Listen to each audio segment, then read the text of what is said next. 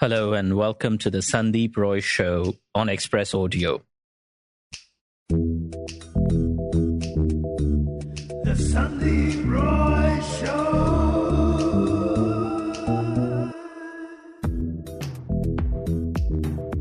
Gouda, Cheddar, Monterey Jack, Brie, Havarti. Say cheese and chances are you won't really think of India, which seems odd given that India has the largest dairy herd in the world. But nowadays, when you go to a farmer's market, you'll probably see a couple of cheese stalls offering samples of homegrown cheeses. Cheese is growing fast in India, and not just with Indian flavors like Tellicherry peppercorn or curry leaves. The Indian terroir brings its own complexity to Indian cheese and challenges. This week, on our occasional series on Indian indulgences, we look at cheese, and joining us are two cheese pioneers and evangelists. Namrata Sundaresan is co-founder of Käse, leading his journey from a small experiment to one of India's most trusted artisanal cheese brands and producing international award-winning cheeses. And Mansi Jasani is a cheesemaker, cheesemonger, and founder of the Cheese Collective, and the only Indian judge and super jury at the World Cheese Awards. Mansi Jasani and Namrata Sundaresan, welcome to the show. Thank you, Sandip. Thank you for having us. Thank you for having us.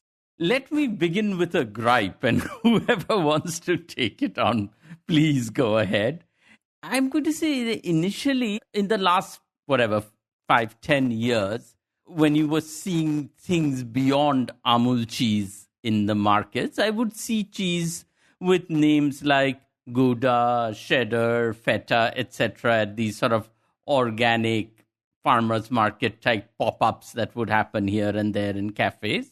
But when I had the cheese, they didn't always taste like Gouda, Cheddar or Feta that I was familiar with.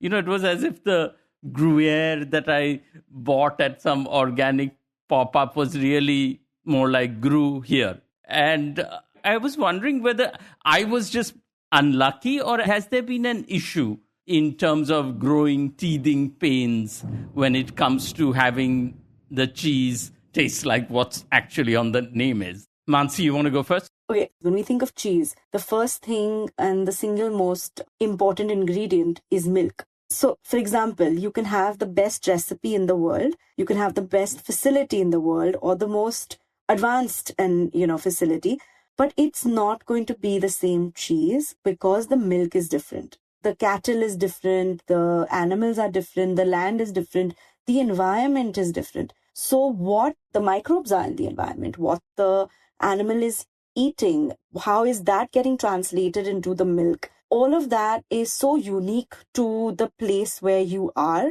that the end result, the end cheese is going to be different. You may call it the same name, and there's a whole other conversation about that as well.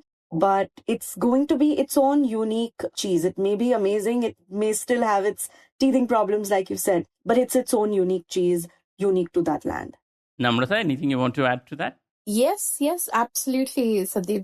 So cheese, like Mansi said, the name has been there for a while. So let's talk about cheddar, a personal favorite, and I make lots of it. Cheddar comes from, Somerset, around that region in the UK. Right from the grazing, and there are, cheddar is a cheese that's made and consumed throughout the world. But there is a certain PDO designation that has been given to only 5 producers from around that region. Each one of them has a certain criteria that they follow. So there is in the make method, it has to be that first batch morning milk, the way it's made, or the evening milk. It's not 2 batches of milk mixed together. The acidification, what is allowed, the native cultures that are used. So now think of India or the US or anywhere where some cheesemaker is trying to replicate that. While we might follow the process, things are very different. Now think about aging environment. These are not cheeses that are ready in a day. Think of aging cave in Somerset and think of artificially created cold storage in Chennai. Right? So we try to follow the method and certain things to be true to the cheese we're making. But at the end of the day, after those 8, 9, 12 months of aging, what comes out is actually expression of this land and the cows and where the cheese was made, and not really that of UK. Now, the reason why, like Mansi said, is a whole different conversation about names is we are sort of in India, we're struggling to find our feet still. And in a way, we have to give those names because that's how consumers relate to it. I can still call it a cheddar style, but I still have to say that cheddar so that the consumer knows what is it that they're paying for. Yeah. So you're correct. What you had was very different from a feta from Greece or a cheddar from UK. Would we be better off as a cheese producing countries if we could produce our own cheese and give them their own local names? So it would be called Chennai something or the other, and we didn't have to worry about cheddar. Absolutely. And that is what we're doing. I think most of us are on that path. But that initial thing, I mean, Sandip, we are still just scratching the surface. You know, in a huge country like ours, there are only a bunch of cheesemakers you can count. The concentration is so low. And a huge part of this journey is also educating your customers, talking to them about it. So if I were to, and we did try that in the beginning, give it some names and put it out there. The first question is, but what style of cheese am I eating? And then on the other side, you have people saying, this is not a cheddar that I had in the UK. And of course, it won't be. So it's kind of striking a fine balance, but I completely agree with you. We are all headed in that direction. We're trying to create our own unique identities of us as cheesemakers and also the cheese that we make. Okay, so we're trying to create our own unique identity, which makes me want to dial back. And maybe I'll ask you this, Mansi. Given that India is such a dairy-heavy country, whatever largest producer, consumer of milk products in the world, why has it never been really known as a cheese country?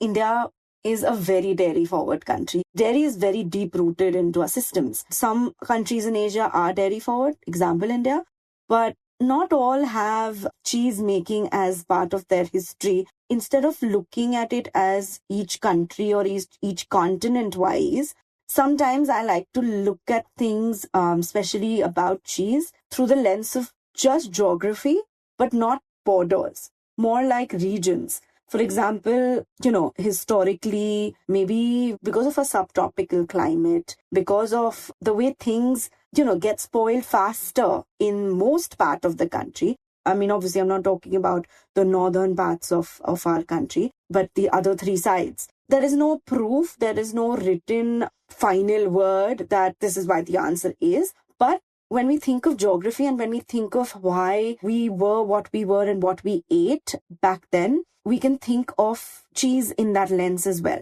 Now, let me explain. Feta, for example. Feta, yes, it's got the status of PDO from Greece, but there are a lot of other countries around that area, around that belt, that make a similar pickled cheese, and they call it white cheese, or they call it feta with a different spelling because they can't use FETA. So, in that sense, they made a cheese that was preserved in, whether it was preserved in olive oil, whether it was preserved in a brine solution, and it was heavily salted because of the land that region had. And some of the other European countries had, milk all summer long. There was grazing in the summer, and they wanted to preserve that milk in a way to consume it in the winter months. So one example was obviously they made cheese with it. Bigger wheels of cheese as compared to some of these other countries. So we have to, zoom out and think of how people lived back then. For us, I feel like in our country, it was more like, yes, each family had a couple of cows or goats, and then they would milk them daily, consume it, use it in our different, whether it was in coffee or whether it was in yogurt, ghee, dahi, lassi, paneer, obviously, also. But so again, paneer is such a fresh cheese. You milk the buffalo or the cow, you make it and you eat it. That was how it was. There were no modes of preservation at that time. So it was more like eat it fresh. Ghee, if you think of it, can be kept for longer. Now, when we think of the northern cheeses from India, even they, like Kaladi, for example, is again made and then eaten pretty much the same within the next few days. But something like a bandel would be, highly salted, highly smoked. So that was again a very natural way of preserving it. There were no refrigerators back then.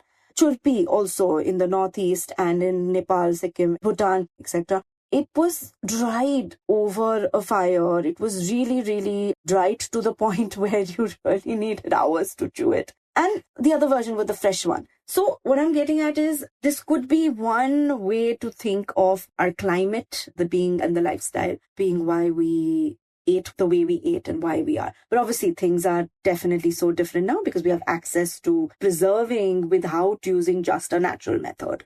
Yeah, I get your point about churpi. I bought it very excitedly on a trip to the Northeast, and then I was chewing it. I was like, okay, this is going to take a very long time. I just felt like something I would take on a hike up to the top of the mountain, and then by the time you reach the mountain top, maybe it would have melted. I was like, But Namrata, I would read articles which say, one of the reasons cheese is not huge in India is because there's a taboo on milk curdling or the use of rennet to make cheese. But would you say it's more, as Mansi was explaining, more about the fact that we're just a warm country and cheese has often been much more, especially the colder country, it requires colder weather?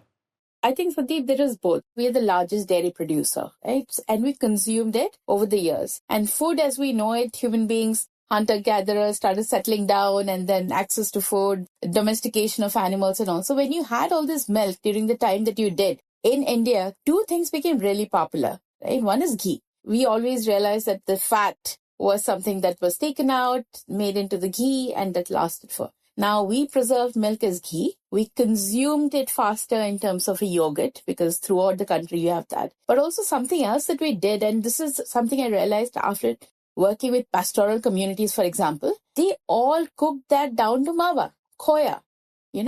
Every part of the country, wherever there are grazing communities, there is milk. You have milk sweets. How did that come about? Right? And that could be preserved. They would carry that, they would cook it over huge open fire, cook it down. All that sweetness and goodness of milk is preserved and it's stable. The moisture is gone out of the equation. It's much easier. Now, making cheese and preserving cheese is also an expensive thing. We are a temperate climate.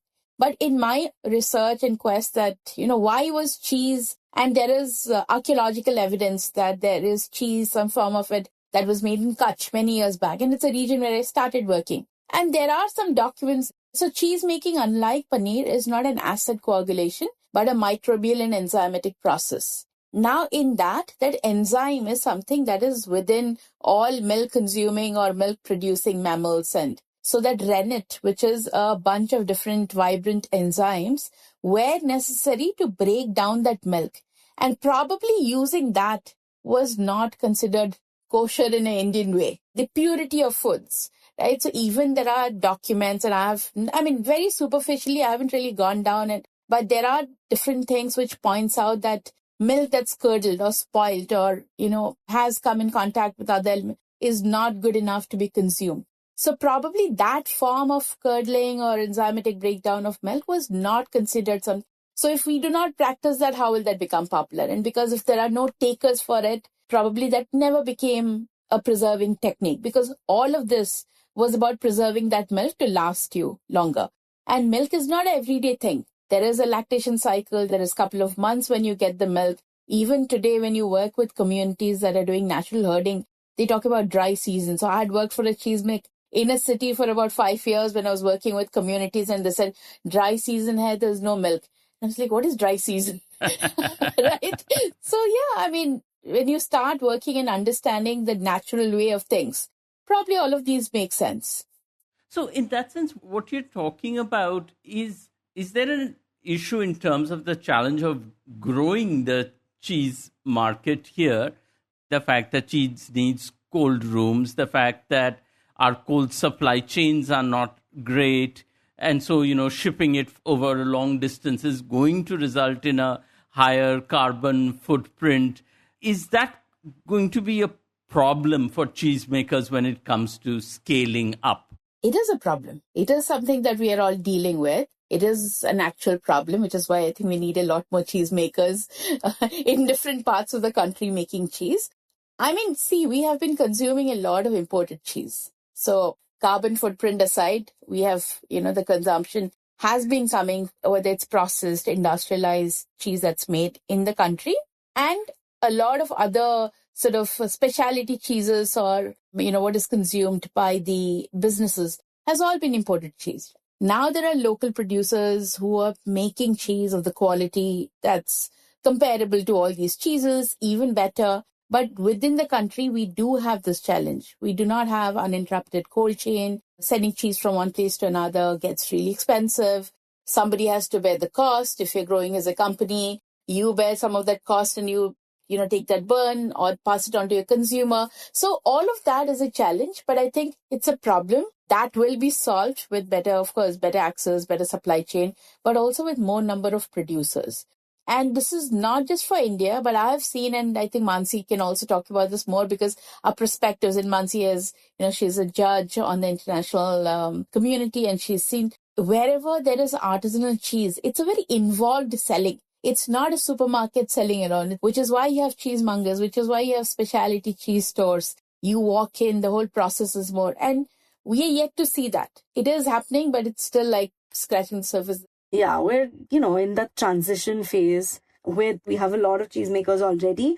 But like Namrata said, we need way more to kind of tide that wave so that we reach a spot where everything is a little bit more comfortable. And then someone like even the delivery partners will understand us more and more. Honestly, a decade ago when we started, I started even a little bit more than that, but they didn't know. They assumed that it was something that was liquid. They couldn't fathom that there was a aged cheese that can be vacuum packed and sent with gel pack, something as simple as that. So it took a lot of hand holding, a lot of explaining and, kind of educating even not just the consumer on what the cheese is, but the entire chain. Everything from even educating people who you want to make a cheese room. You have to educate the people who are helping you make that room that it has to be this level of filters, microfilters needed.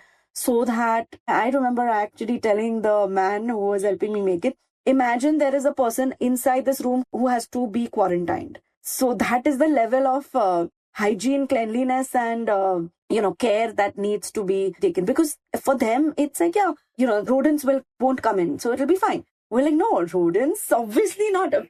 Nothing should come in. So that from the person helping you make the place to the people who you are working with or your team and making them understand that what that hygiene level is, what the procedures are, standard operating procedures, then to making the cheese, having it shipped, reaches the consumer. You've made a perfect cheese. It's reached the caterer or the restaurant or the consumer. But then, so there's a lot of care even after that because it's a live thing. It's a living product. It's like you're sending your baby away and to get consumed. But anyway. It's a very alarming way to think of Yes, it. Mansi. But it's like you because in the cave, you're each and every cheese. Mansi, this is getting worse. You live in a cave and you send your baby and then you produce a baby that you then send gel pack and send away to be eaten. But please take care because, this baby has come from a cave. But speaking of these babies and cave, when did this artisanal local cheese actually start taking off in India? Who were the OGs here? ABC Farms, definitely one of the OGs. Flanders Dairy, right? Flanders, ABC, Carousel, Kodai cheese. I think 1970 was ABC, 1980s was Carousel and Flanders. And soon after, I think Kodai cheesy. For a country that had grown up thinking of cheese as Amul cheese or foreign cheese, how did you have to persuade that this is cheese, but it is different from Amul cheese? It may be a little more premium. How do you make the consumer understand the value of it? So if you see, I think what I have understood, Sandip, I think ABC's story is very different. They had their own place. They had restaurants. They had this beautiful setup in the heart of Pune where people came to them. There was a space that was already there. So they were engaging with customers. I think the story of Flanders, Carousel maybe was a little different because they started off with a focus which was 5 stars. So let's say, for example, mascarpone, the cheese that we know that, we all love tiramisu and this thing. It's really fatty. It's something which is difficult to transport. And so I think Flanders makes a lot of it. And for the longest time, it was this restaurants and 5 stars which were the primary buyers.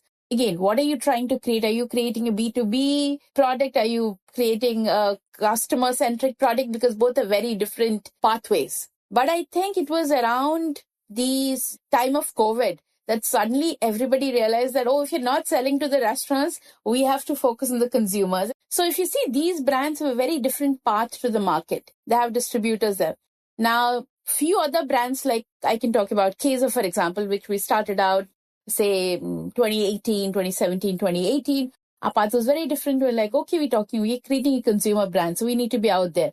So make a little cheese, go to a farmer's market or a little pop-up, stand there, talk to people.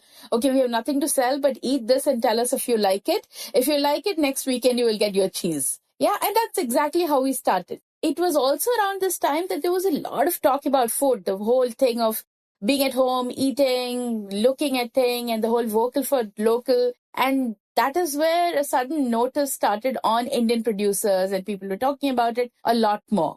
I think definitely it's, like you said, ABC and Flanders and all the OGs had definitely a very different path that they were on. They were very much, focused on what their locality, they were not really venturing out to the rest of the country. At least, like you said, again, B2C, B2B. There's a different path for both. And not all of them made, I don't know, but I think one of them definitely made like semi-processed cheese as well. Not everything was 100% natural and artisanal. Again, it was purely based on what the consumer wanted or could afford at that point as well.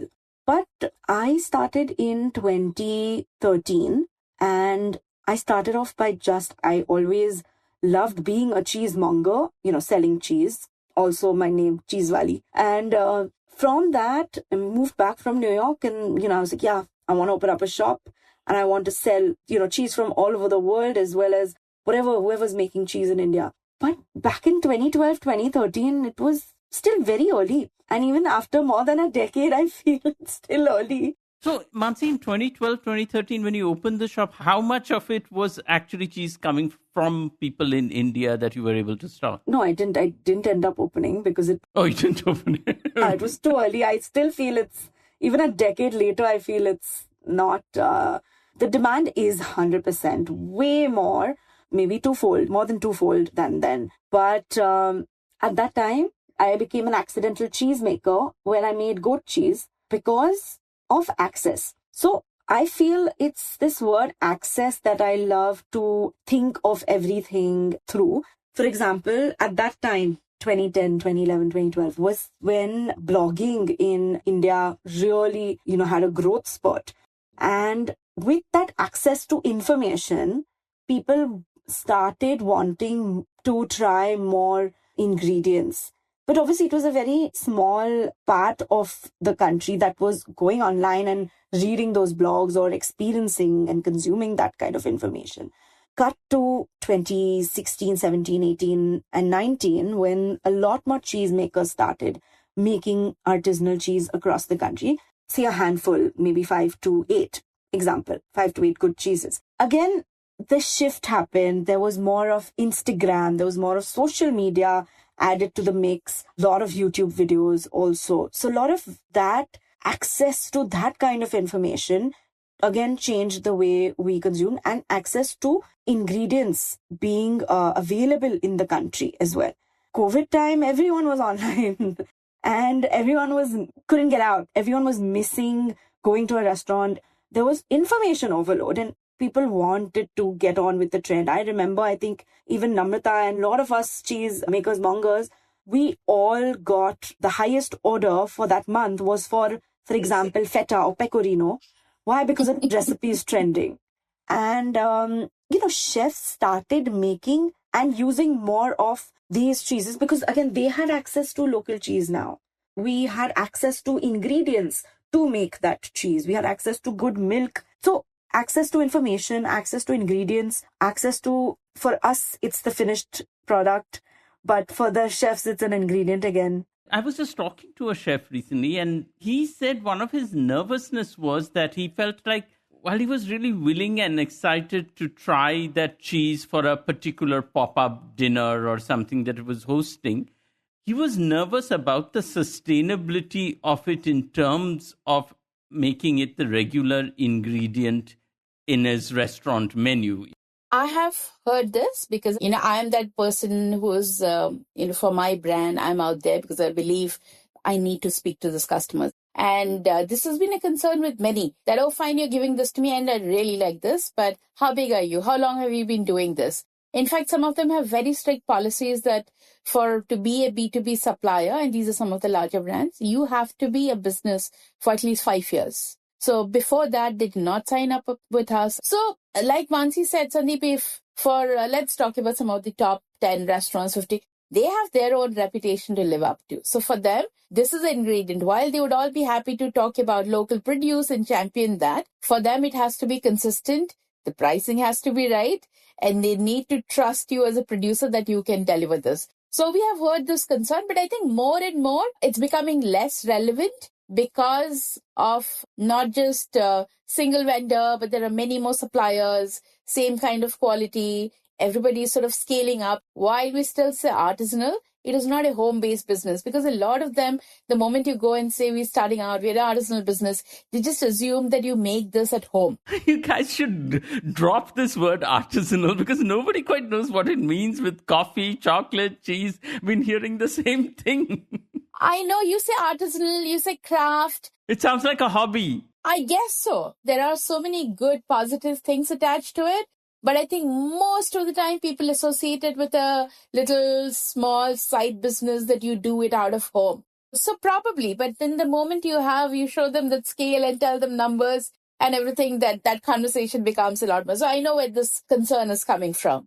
Now, you've worked with pastoral communities, and Mansi was also mentioning some of the cheeses we've historically had, Bandel cheese, churpi, and all of this. Kaladi, yeah. Now, do we have any idea how many of these sort of historically indigenous cheeses are there in India?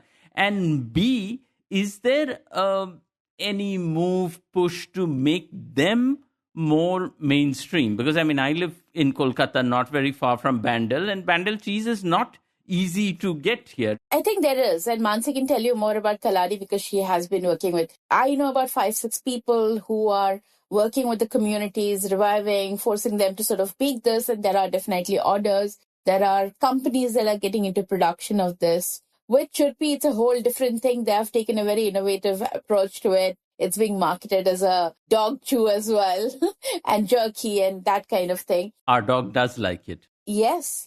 But with Bandel, I think Mansi probably knows a little more about this. GI tag. GI tag, but also, unfortunately, they've gone and signed some contracts about not being able to transfer that knowledge, a single distributor, and a few restrictions that has happened, because of which it's not been able to grow. There's just one producer now. There's just one family currently making it. And Mr. Gupta of the Whole Hog, based out of Delhi and Calcutta, he is the one who is also in touch with them. He's trying to champion it. Him and there's this whole committee who's trying to bring it more, make it more mainstream, try and convince the makers as well that, share that knowledge if there's a contract to see if they can get out of it. So there's a whole lot happening with Bandel, but also even the other cheeses. I definitely feel, and so Namrata and I, along with a bunch of amazing cheesemakers, we've in the process of starting Artisanal Cheese Society of India. And this is something what we want to do also is champion these indigenous Indian cheeses, also all cheeses made in India, because how do you define an Indian cheese? Yes, there's indigenous Indian cheeses, but honestly, any style of cheese made in India is Indian cheese, in my opinion. Which brings me to the question. So those are like the quote unquote, we can call them the old cheeses, the ones that have existed historically. Now, and then there are ways where you are trying to perhaps replicate using the method and some cheese that we know, whatever, cheddar or something. As a cheesemaker, how do you say, okay, this is a new Indian cheese? How does one define that? Okay, I think we are already making that. As producers, we are doing this. I mean, cheese making, Sandeep, just to give you an idea, it all starts with the milk, right? And there are just 4 ingredients. It's milk, starter cultures, the enzyme, which is called rennet, and then you have salt to preserve it. Now it's a factor of time, cooking the curds, cutting the curds, how much moisture do you want to be there? What size are you cutting it? Are you washing it? So it's just a combination of 5, 6 different steps, and you create a mind-boggling array of cheeses, right? Now, as makers, we are all doing that. We are putting in our own twists, doing things certain way. Now we need to start documenting them. We are making our own, but we haven't started claiming them as our own. And in these 4 ingredients that you're talking about, is milk the hardest in terms of consistent supply of the good kind of good milk you need? Okay, so this is my journey, and just very briefly, I'll tell you, my co-founder, who has social work background, wanted to set up a baking unit for girls who are differently abled. And I'm the friend that everybody comes for food-related advice. And she's like, Nam, help me, I'll set this up. Just before this, I'd come back from a farm stay where I'd seen cheese being made, and I was involved for a day or two just watching it. And I said, oh, no, you know what? We should make cheese. That was the madness of it, and that's how it started.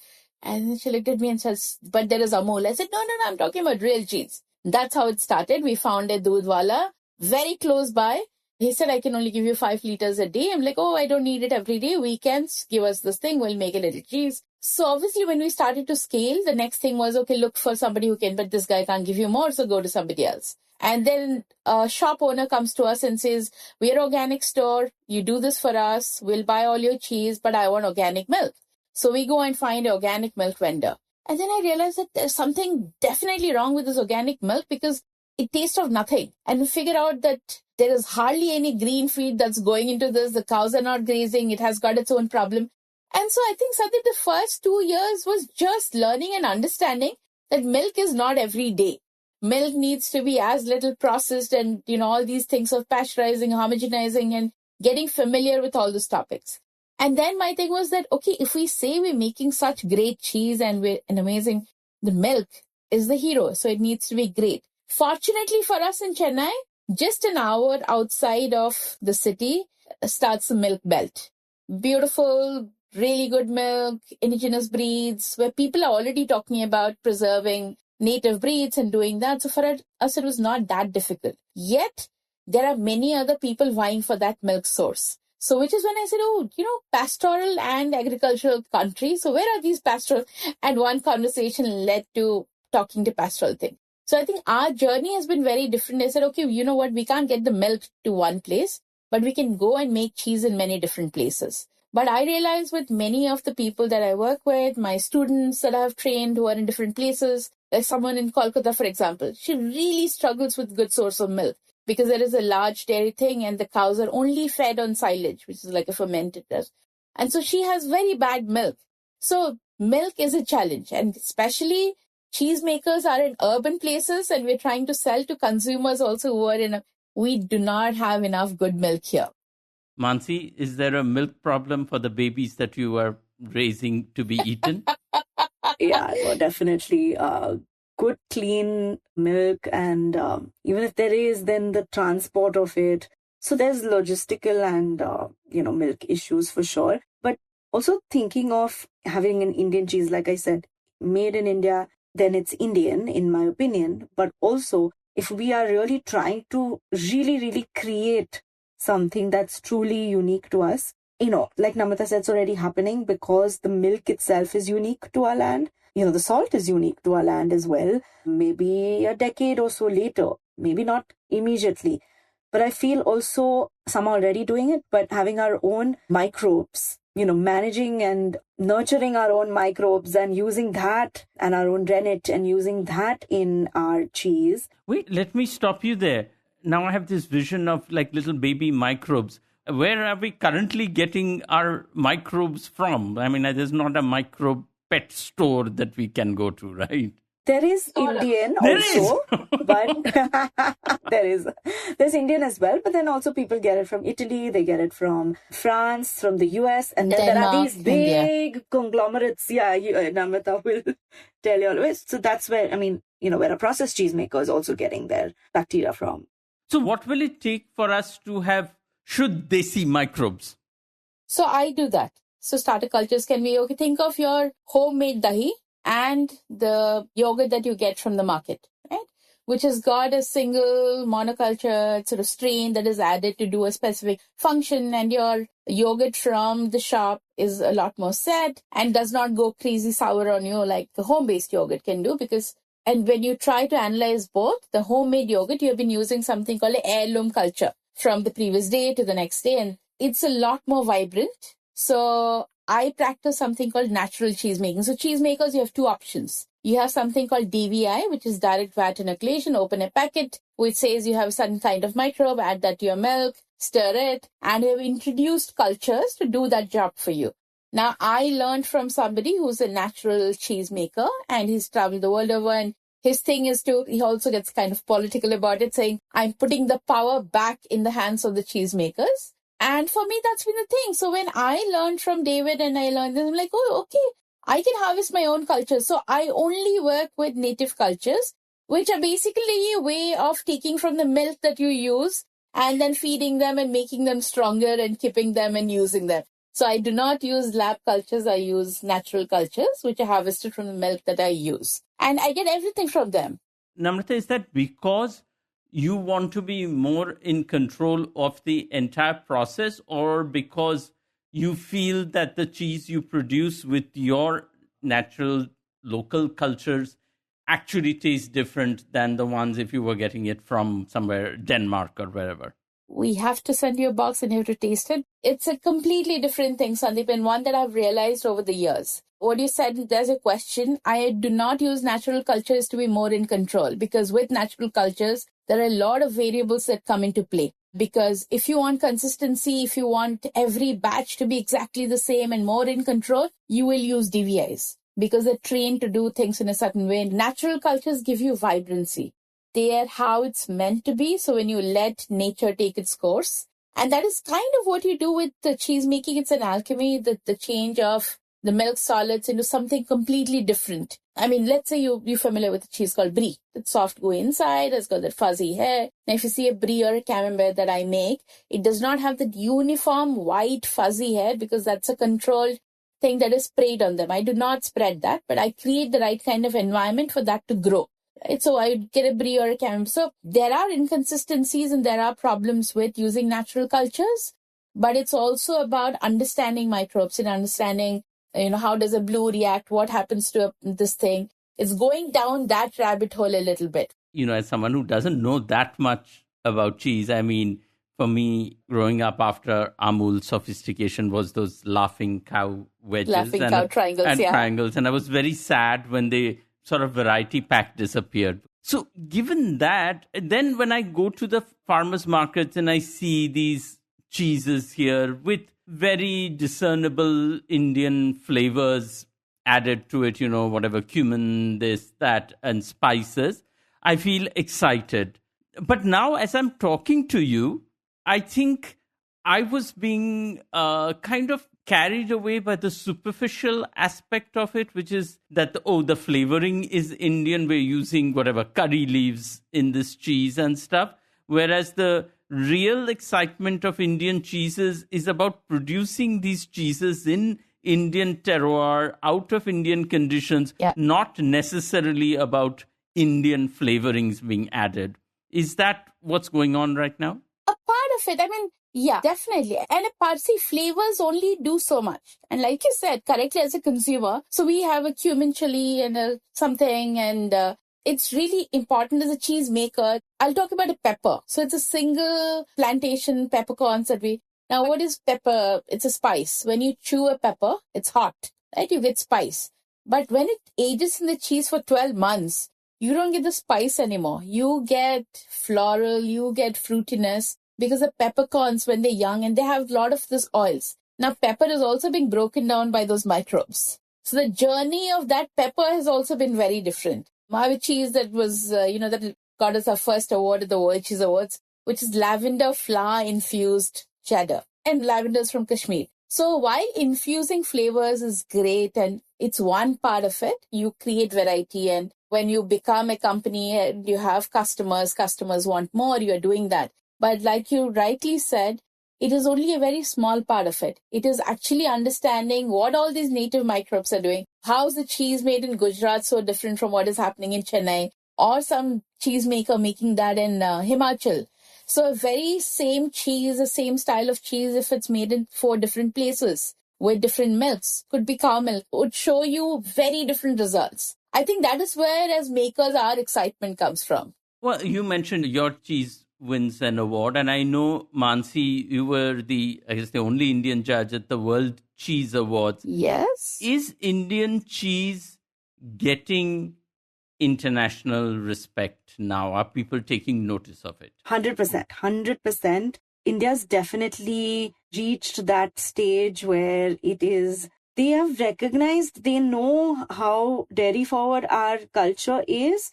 And, the question that you asked earlier, but why not cheese? That is also a question that I get asked all the time. And now I really feel very proud when I see so many of these amazing Indian cheeses out there on these tables. There's like 100 tables of cheese. So when I walk into that room, when I'm about to judge, I know that there's Indian cheeses spread across as well. And that's a matter of pride, not just for me, but also people are definitely recognizing that we are making some world-class cheeses. And there's proof. There's so many, Käse, Eleftheria, they've all won awards in different categories of cheese. What are some of the most interesting Indian cheeses you've seen as the judge?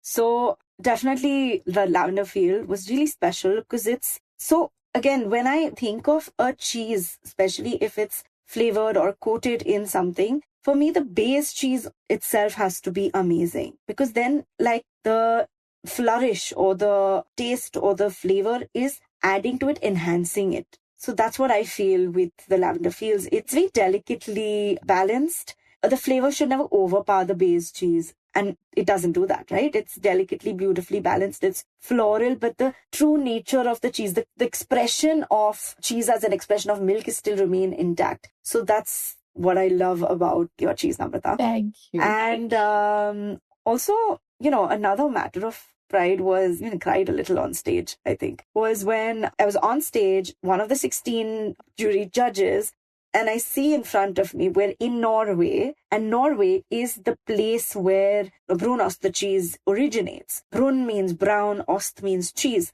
And we're in the land of brunost, and there I see the little brown cheese that is in the top 16 at that moment in front of me is the brunost from India, which was fantastic. And it ended up coming 4th place. So we're close to once. Eventually, someday, we are going to get there. That's the hope and dream. But in terms of other really interesting and like spectacular cheeses also that are there. So as a curator and as a monger, I'm always on the hunt for the next exciting new cheese. And recently, I had an aged blue from Amiksa from Himachal. I took a bite and I swear I was transported back to France. And I don't want to compare, our cheese to another country's, but that is just how, because you need something to compare it with. And the maker is French-Indian. So it reminded me of this cheese called Forme d'Ambert, which is one of my favorite French blues. And just the fact that we can have a blue, finally, I've waited for years. And finally, we can have a beautiful, beautiful, creamy, delicate blue, which is aged and made from the mountains using that mountain milk, which is a whole other story together. It's amazing. And then this farm in Chennai called The Farm, and they are one of the few farmstead cheesemakers of the country where they have their own cattle, they have their own buffaloes, and, they make cheese immediately after milking, which is also a very important step. They're making amazing cheese as well.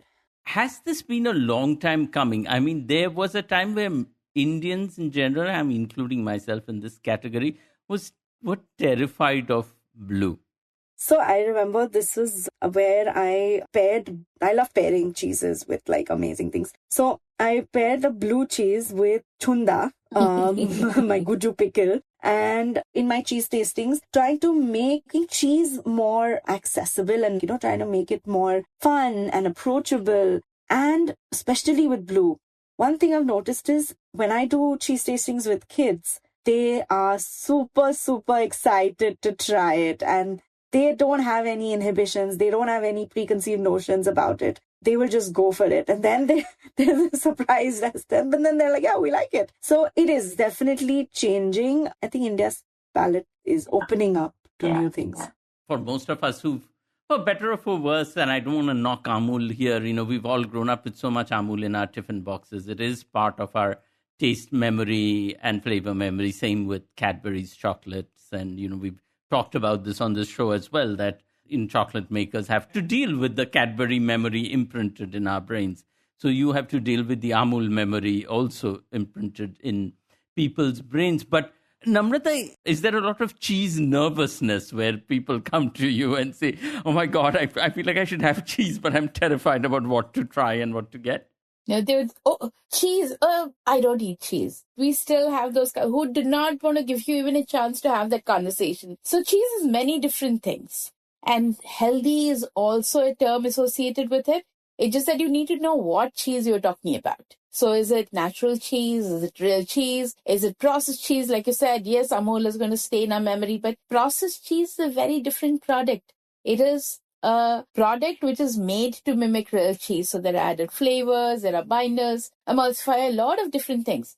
But when you talk about natural cheese, what is cheese? Milk solid separated from liquid. What is milk solid? It's almost equal parts sugar, fats, and protein. The sugars go away because it's the first thing that the microbes are eating. Then they start breaking down the protein and then they start breaking down the fats, right? And that's when all these flavors and everything is released. But also when the proteins get broken down and when we as human beings consume protein, our body has to work on it and break it down. In the cheese, it's pre-digested for you. So it is available or bioavailable for your body to eat it. So today, a lot of doctors, nutritionists are recommending cheese to their patients, for example. But I see one big problem there where they don't say what cheese. They just say eat cheese. So there are two groups. One is saying do not eat cheese and another saying cheese. So I think that is where the problem is also, Sandip, that there is lack of awareness.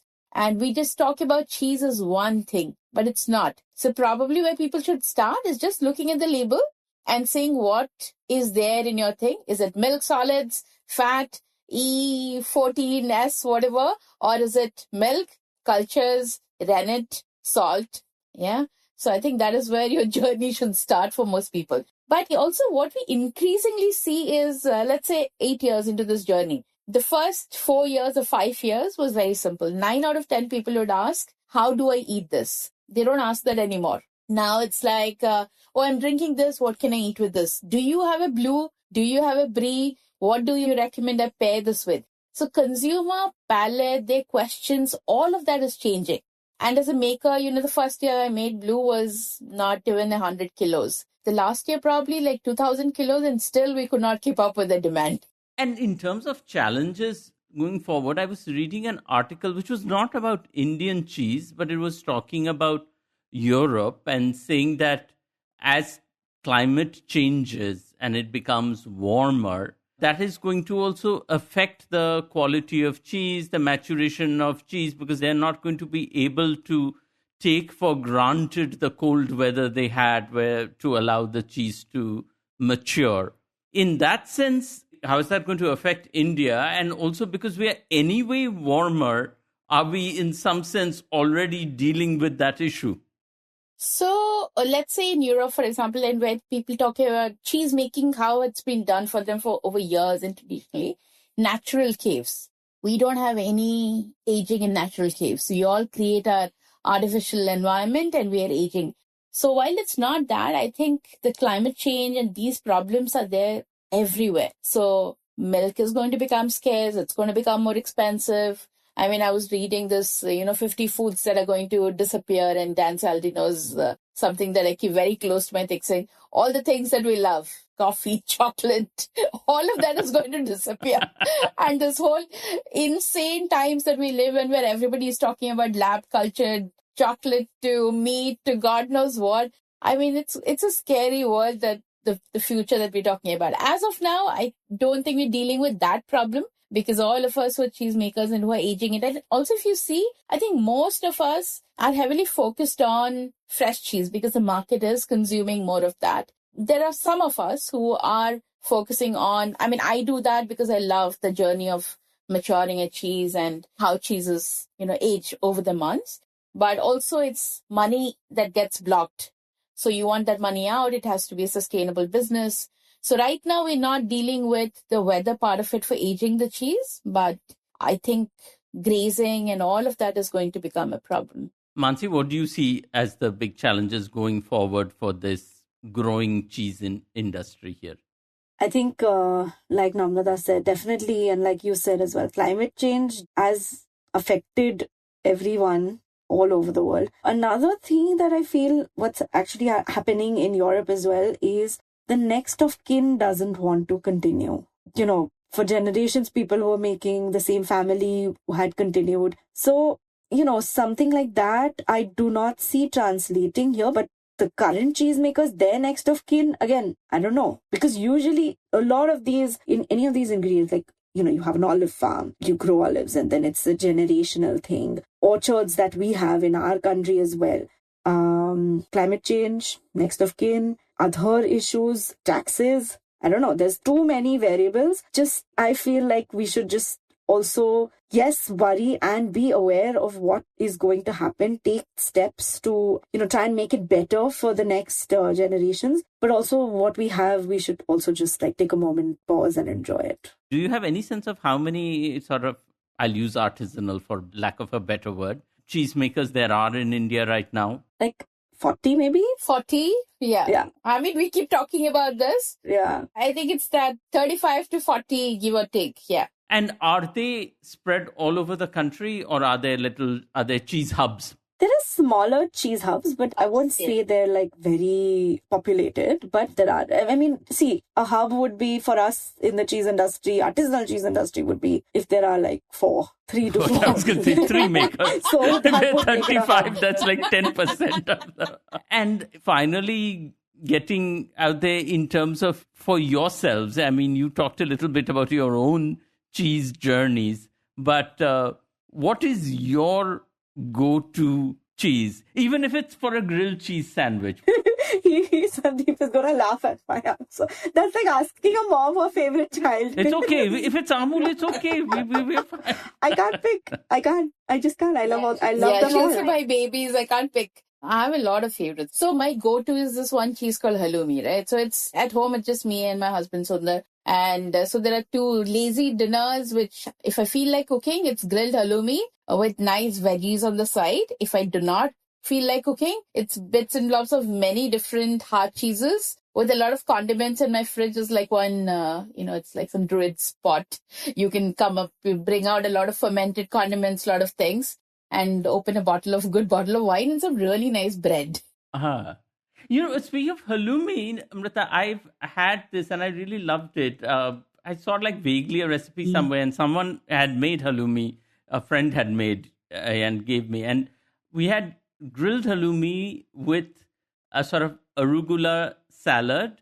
And a bit of fig jam. Yum.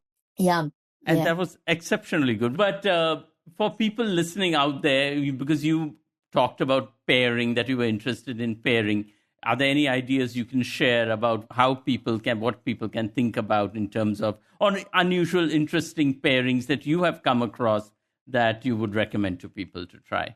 Fine, I'll tell you some of the cheeses that I do like having. I love having thepla with goat cheese. I think that is something that is really fun and easy to put together. A nice bloomy rind, a nice Brie style cheese. Just stick some garlic into it and some rosemary, stick it in the oven. You have your own little personal fondue pot of sorts. Or you can even, add your fig or onion jam to it and make it a little sweet. So some of these cheeses I feel are great canvases for sweet or savory or even both. That's how I like to think of it. A nice crisp apple slices and honey with a nice crystallized cheddar. This is a personal pairing. I love having, I don't think I've shared this online as well, is Parmigiano Reggiano with Chiku. Oh, wow. Yeah, it is amazing. It's my secret pairing and I love how we do. So obviously there are those classic pairings where the European style cheese with the European counterpart pairing. But like I said, I love finding these, ways to pair it with, like aam papad with Brie is awesome as well. And with a nice aged Gouda as well. And I love having blue with honey, blue with dark chocolate. Yeah, these are some of my classics and some of my twists. I think Mansi and I have this shared love for pairing. We do all these events. And I think that's something that's the You're natural matchmakers. greatest way for people to sort of experience. And when you see that in the face, right? And you know that you have unlocked that hidden potential. So aam papad is something with cheese, is something I got from Mansi and incredible. But also, like til chikki, the til papad and the thin chikki thing with a piece of cheese. So I think the trick to enjoying cheese is also textures, a little bit of sweetness and savory. Your savory can come from nuts, salted nuts, seaweed or crispy seaweed is again something that works so well with cheese. Honey. And in India, we have such beautiful honeys. And this is something I tell people in a table that you find anything strong. If you think it's too strong to handle, just drizzle a little honey. Also, your figs, prunes, dates, all of these help because when you have that sweetness with the savory, strong umami of a cheese, you're just creating your third eye opens. Third eye of flavors, dimensions in your mouth. So it's about textures, crusty bread, something crispy. All of these elements help. So in the last 3 years, I have been a lot into education as well. I believe that the only way forward is creating a whole lot of people that need to understand this, talk about it, and only then it's a movement. Just one or two of us getting excited about it is not going to help, and we need to have a lot of people out there. And an essential part of my classes is tasting. So I tell people that whatever, jo bhi hai, dhania, pudina, chutney, we have to bring it to the table. Let's see if it works. If it doesn't, you will know it doesn't work, right? So the thing with cheese tasting is you can just pull out things you have in your snack box and you will see that if it's salty, if it's a little sweet, they will work. So one thing is, please do not cling film your cheese. Yeah, imagine putting cling film on your face. You're not going to be able to breathe. So it is a live thing. Don't cling up your cheese. Yeah. Also, you want to protect your cheese from moisture. Cling film and Ziploc will only attract moisture, which will stick to the surface of your cheese. So 2-ply tissue papers, cheesecloth, a beeswax wrap. These are great ways to wrap up your cheese, leave it in a nice roomy box and refrigerate it in the cooler part of it. Not in the freezer. No, never freeze cheese. Because once it comes out, then the taste and texture is all gonna completely change because there is moisture, yeah. And some of the harder cheeses you can put in the vegetable compartment as well. Because then the heat of the vegetables kind of creates that ideal temperature. Again, like you make sure that you wrap it in something that's more permeable, the first layer. So you're letting it breathe. And then you can lock it very loosely with a cling wrap or a box or something. But make sure the moisture, the droplets that are formed because of condensation, because it's creating heat. So all of that gets wiped down regularly. And you don't want to let it be only in a butter paper because then it'll dry out the cheese. So you want to make sure it breathes, but you don't want to dry it out. So hence the 2 layers. And again, each type of cheese has a different care to it. Right. So if you do that, how long would something like a Brie survive? Once opened, it's best to eat most of these cheeses within a week to 10 days. More aged cheeses within 10 days. And also, like even if there's a cheddar or an aged cheese and it had some sort of mold growth on it, just scrape it off. Scrape it. Yeah. Just cut that part off. The inside is fine. Think of it like a cut surface of the cheese, right? Like Mansi mentioned, if you leave the cheese, it's also going to dry out. So what the cheese is doing is it has its own mechanism of preserving it. So there's a surface that will start to grow to arrest that moisture inside and there is life inside. And so you will see the mold. Yeah, because these different cheeses have different rinds, have different textures and purposes for the rind. The rind is playing that role to protect it. And then, like I was saying, the baby example, each of these cheeses, there's a different thing that you do. Like for a Brie, you're patting it from all the sides, from top, bottom, flipping it. Maybe you do that once a week or once in few days. But then something like a more aged cheese, it's a bigger wheel. You're scrubbing the surface. You're just kind of maintaining. Rind management is one way to look at it. So there's different countries and different people have different ways to. Like there's mimolette, which is again an amazing cheese. There are actually mites on it. And it's allowed, it's normal, it's natural. So I remember there was this wheel of mimolette, bigger wheels. I kept it on my left hand. And I was brushing it with the, those shoe brushes that you have. Obviously, they're clean and sanitized and only for this. So then you're brushing it down and whatever, that's the job for the day. After that, I remember I got onto the subway to go home and I was like constantly scratching myself. But now that same cheese in, say, Germany or Switzerland, you will see mimolette where the rind is completely removed, cut, and only the center part is vacuum packed and kept ready to be picked up in the store. Because that's just how different cultures perceive mold. And either they are comfortable or not comfortable with it. So anything is fine, whatever floats your boat. You do you, but enjoy cheese. But if you see fluorescent colors on a brie, let it go, please. Do not keep it. Also, if it smells of ammonia. Yeah. I mean, as cheesemakers, ammonia is a sign of death. So if it's smelling of ammonia, then please don't eat it. Well, these are all very, very useful things to know. We know how to pair it and how to store it. So Mansi, Jasani and Namrata Sundaresan, thank you so much for coming and saying cheese with us. Thank you so much. Thank you so much for having us. Namrata Sundaresan is co-founder of Käse, leading his journey from being just a small experiment to one of India's most trusted artisanal cheese brands. Mansi Jasani is cheesemaker, cheesemonger and founder of the Cheese Collective and the only Indian judge and super jury at the World Cheese Awards. Say cheese to us on Facebook and Twitter and Instagram at Express Podcasts. This show was produced by Shashank Bhargava and edited and mixed by Suresh Pawar. Thanks for listening. This is Sandip Roy on Express Audio.